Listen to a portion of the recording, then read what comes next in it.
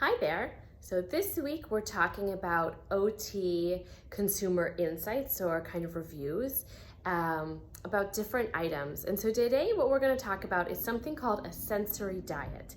And again, a disclaimer, just like yesterday, I'm going to look right at you, talk to an occupational therapist about this. This is just like yesterday, something to not goof around with.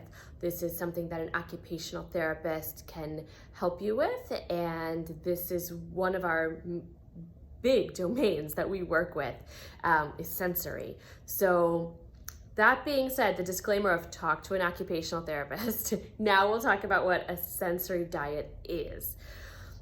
It sounds like a weird word. It is not a food diet or any kind of consumption internally, like eating anything.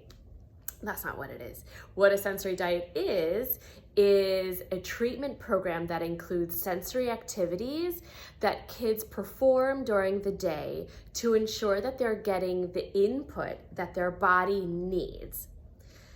That's what it is. So keywords,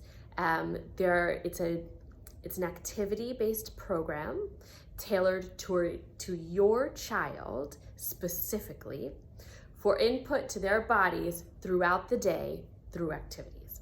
So breaking that down a little bit, different wording, but same thing. An OT usually designs it, and you might think, well, how do I know what the diet is gonna be? Great question. So there is something called the sensory profile that a lot of occupational therapists use. It is very in depth. There are sensory profiles tailored for younger children. There are sensory profiles tailored for caregivers at home. There are sensory profiles tailored for school. And what I mean by that is the school and the parent fills out a form. I'm just going to show you one. This is one of them. This is an older one. There's a short version, there's a long version, there's a school version, there's a toddler version. You get the idea. There's a lot of them because children's needs, there's Lucy, children's needs change and their bodies can change too. So you would ask different questions at different times of a child's life regarding sensory stuff. So when I talk about sensory as well, like what kind of questions, Jenna, like would they be asking? They would be asking questions about the child's auditory system, ears, listening, visual system, vestibular system, which is where they are in time and space and being grounded, touch, how they're feeling, multisensory, which is all of them together, and oral, mouth. And then from there's a lot too. Is your child over or under regulated? Are they, how is their core strength, postural stability affecting them, either more than others or less than others or just like others? That's how it's scored. There's more categories than that, but that's the range. Just like others, all the way to much different than others, or all the way to much different than others, like hyper and hypo, more than or less than. There's also a social emotional component and their responses to that, and behavioral outcomes of sensory processing. So what happens when their body's kind of going haywire and they can't control what they're doing? Also, a quick side note, some caregivers and parents and therapists want to kind of suss out, well, is this behavior or is this sensory? Great question.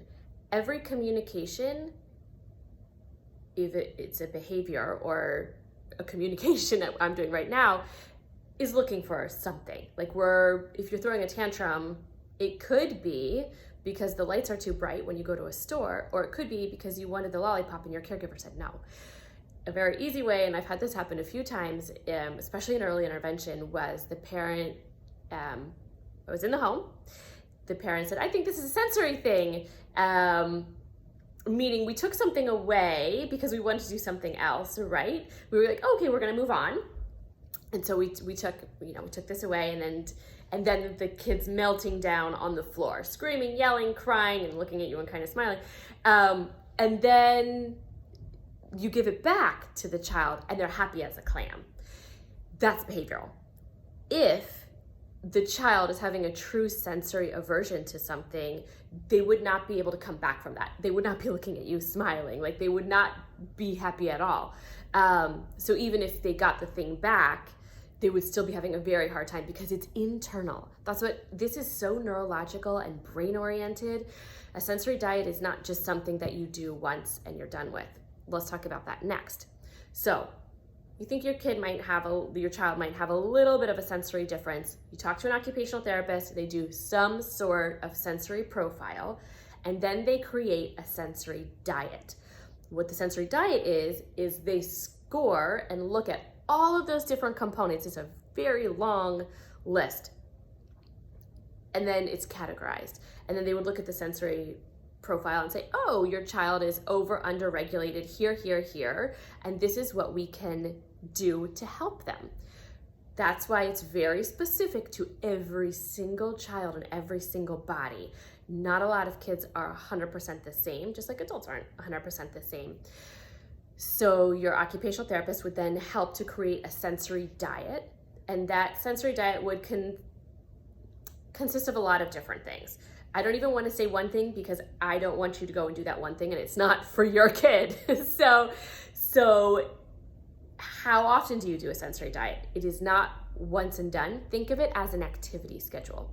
One thing that we have talked about a lot on here is heavy work. So if your child's body is looking for heavy work and deep input, let's go with that one. It would be something that you would do multiple times a day with a huge caveat. For me, how I practice, I like to incorporate those things into everyday activities. They're called ADLs, but activities of daily living. But they could be things like having your child help bring the potatoes in from the grocery store. It's a big sack. We talked about this with motor strength, right? And bilateral coordination in a few videos, taking the laundry out of the washing machine and putting it into the dryer. It could be things like that are very useful around the home. So it might not look like a set schedule of activities that you have to take a pause from your life and it's very hard to do. It could look like things just incorporated. Ask your occupational therapist about that. We don't have a lot of time. How can we incorporate things into a daily routine and schedule so that they're getting what their body needs? I talked to Brandy on a podcast yesterday, which is out today, parenting partner, and I'll put that link in there too. We were talking about like how to make it accessible to home, and the fact that you need to do this with your child, or your child needs to do this not once and done.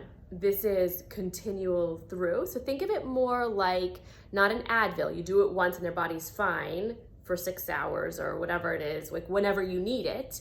Think of it more like an antidepressant. You need to do this multiple times a day, say 2 or 3 times a day, when you wake up, when they go to bed, those types of ideas. For a period of time, give it 2 weeks and see it needs to build up. We're actually trying to affect the central nervous system with a sensory diet. So that's no joke. Your central nervous system is really serious. So it takes time to affect that. We could keep talking, but what I want you to do is ask any questions. But this is going to be a really big thing, sensory diets and just overall positioning in body, when we go back to school in a few weeks, either in person or virtually. So ask any questions, but a sensory diet is a treatment program that includes sensory activities that kids perform during the day to ensure that they're getting enough input for their body needs. So that's what it is, and you can do your own research. But always ask, because there's good stuff out there and not so great stuff out there. So always ask. But